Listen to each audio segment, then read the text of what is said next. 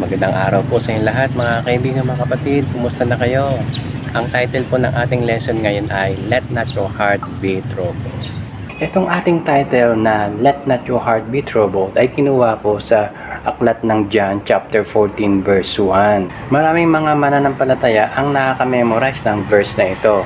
Yung iba pa nga verse 1 to 3. Basahin natin yung John chapter 14 verse 1 to 3. Let not your heart be troubled, ye believe in God, believe also in me.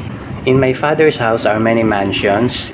If it were not so, I would have told you I go to prepare a place for you. And if I go and prepare a place for you, I will come again and receive you unto myself, that where I am, there ye may be also. Maraming salamat sa mga kaibigan, kapatiran, mga kamag-anak na walang sawa na sumusubaybay, nanonood, nagre-react, nag-heart, nagla-like ng aking mga videos. Ito yung buong verse ng John chapter 14 verse 1. Let not your heart be troubled. You believe in God, believe also in me. So pag-usapan muna natin yung unang sentence na let not your heart be troubled. Ang versikulong ito ay sinabi ng Panginoon Kristo sa kanyang mga disipulo, actually yung 11 apostol. Subalit ito ay applicable din sa lahat ng mga sumasampalataya sa Panginoong Hesukristo. Sa lahat ng taong may tunay na pananampalataya sa tunay na Diyos. Ang isang anak ng Diyos ay hindi kaagad na ngangamba sa mga problemang dumarating sa buhay niya kasi alam niya kung ano yung gagawin niya. Tatawag o mananalangin sa kanyang Diyos. Commonly, yung mga tao na kapag sila ay may problema, halimbawa financially, iniisip nila kung sinong tao yung makakatulong sa kanila. Yun ang ikalawang sentence, yung ye believe in God, believe also in me. Ang senaryo dito ang Panginoon Kristo at ang mga apostol ay nasa table. Ito yung Lord's Supper. Ito rin yung gabi na aarestuhin ng Panginoong Kristo. Nabanggit ng Panginoong Kristo itong verse na to dahil itong let not your heart be troubled, you believe in God, believe also in me. Dahil alam niya na nangangamba, nag-aalala, merong takot sa puso ng mga apostol. Dahil nabanggit ng Panginoon Kristo dun sa preceding chapter, dun sa John chapter 13, na merong magkakanulo sa kanya. Pangalawa, na sinabi ng Panginoon kay Pedro na the cock shall not crow till thou hast denied me thrice. Na i-deny ni Pedro ang Panginoon. Sa panahon ding iyon, mahina pa o maliit pa yung pananampalataya ng mga disipulo. Dahil maliit pa yung pananampalataya nila na hindi pa nila lubusang kilala ang Panginoong Hesukristo. Although, tinanggap nila si Kristo bilang tagapagligtas, sila ay naglilingkod sa Kanya, subalit, ang ibang mga disipulo niya, kilala siya bilang propeta. Kung naalala nyo, meron akong video na ang title ay What Manner of Man is This? Ito, na isang gabi na kasama ng Panginoon Kristo yung mga disipulo na sila ay nakasakay sa isang malaking bangka at nagkaroon ng bagyo. Okay? Lumakas yung hangin, lumakas yung alon. At natakot yung mga disipulo at ginawa ng Panginoon Kristo pinahupa niya ang hangin at ang alon.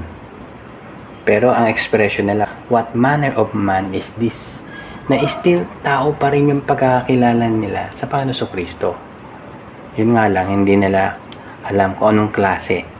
Still sa panahong ito ay meron pa ring duda. Meron pa ring duda yung mga disipulo sa karakter ng Panginoon Kristo.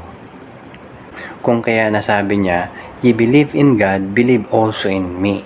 At sinabi pa ng Panginoon Kristo doon sa verse 10 and 11 na I am in the Father and the Father in me. Ina-affirm ng Panginoon Kristo na siya ay sinugo ng Diyos ni Abraham, ni Isaac at ni Jacob, na siya ay anak ng Diyos. Even na ang Panginoon ay muling nabuhay at nagpakita sa kanila, still hindi pa rin masyadong tumibay yung pananampalataya ng mga disipulo. Still pinaliwanag pa niya na yung mga nangyari sa kanya ay dapat na mangyari na nasusulat sa mga kasulatan.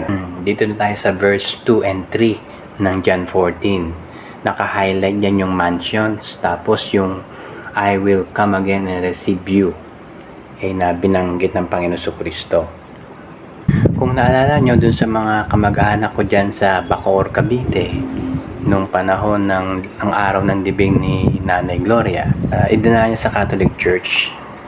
At itong versikulong ito, nabanggit ito ng pare. Kaya nga lang, Tagalog version, syempre Catholic version, na sinasabi, sa bayan ng aking ama ay maraming mga silid. Subalit, yung tamang version, mansyon, yung Father's house, yan yung kalangitan. At yung sa kalangitan, maraming mga mansions. Magkaiba yung silid sa mansyon. Okay? Ganun ang titirahan ng mga tunay na anak ng Diyos kapag siya ay nakarating doon sa langit. Yung verse 3 na ang Panginoon ay maghahanda para kapag bumalik siya, kukunin niya tayo. Sabi dyan, and receive you unto myself. Yung sinasabi rito na I will come again and receive you, ito yung second coming ng Panginoong Jesucristo. Ito ay mangyayari sa rapture. Etong verse 2 and 3, assurance of salvation ito kasiguruhan ng kaligtasan ng mga mananampalataya. Na ang mga anak ng Diyos ay sigurado na pupunta sila sa langit kasi pangako yan ng Panginoon Jesucristo. Okay, halimbawa, ang isang anak ng Diyos ay namatay, hindi pa nangyayari yung rapture. Ang ibig sabihin, kapag namatay yung isang anak ng Diyos, dadalhin siya doon sa langit. Hindi ko binabanggit yung word na Christian ngayon lang, na kasi maraming klaseng Christian. May Catholic Christian, merong Christian Orthodox, merong born again, may Protestant, at iba pa. Yung iba pang term sa anak ng Diyos, saved. Yung sinasabi sa 1 Corinthians 1 verse 18. Kung naalala nyo yung aking lesson last May 14, na-share ko tong verse na to. Nasabi rito, for the preaching of the cross is to them that perish foolishness, but unto us which are saved. Okay? Yung mga anak ng Diyos dito ay mga ligtas. Okay? Bakit sila ligtas? Kasi sila ay pupunta sa langit, na sinasabi dun sa John 14. Balik na tayo rito sa John 14 verse 1 to 3. Na ang senaryo dito ito ay gabi, na ito ay Lord's Supper, na andito yung 11 apostol na sinasabi niya na dadalhin niya yung kanyang mga anak doon sa kalangitan someday. Okay? Subalit, in spite of na mangyayari sa gabing iyon at kinabukasan. Okay? Kasi yung gabing iyon aarestuin ang Panginoon Jesucristo. At itong mga apostol na itong 11 apostol na ito, magpopulasan to, mawawala to, iiwanan siya. Pero still, kahit na alam ng Panginoon na iiwanan siya ng mga apostol niya. Okay, sinabi niya itong assurance of salvation. In my Father's house are many mansions. It were not so, I would have told you I go to prepare a place for you. And if I go and prepare a place for you, I will come again and receive you whatever happens. Di ba? Pinago ko na. Na ang ibig sabihin, yung ating kaligtasan ay hindi nakabase sa faithfulness natin. Hindi nakabase sa mga anak ng Diyos, kundi yan ay nakabase sa faithfulness ng Panginoong Jesucristo at ng Diyos Ama. Kung kaya sigurado yung kalangitan, kasi sigurado yung tagapagligtas, okay, sa mga pangako niya sa kanyang mga anak. Doon sa mga kaibigan natin dyan, kung hindi ka pa sigurado ng kaligtasan, ng kalangitan, kinakailangan mong sumampalataya sa Panginoong Jesucristo. Ang dapat mo lang gawin ay aminin mo na makasalanan ka, pagsisihan mo yung kasalanan mo, at tanggapin mo si Kristo sa puso mo bilang Panginoong tagapagligtas. At ikaw ay maliligtas. Dahil ang sinumang tumawag sa Panginoon ay maliligtas. Maraming salamat sa inyong pagsubaybay. Hanggang sa muli sa panibagong topic natin pag-uusapan.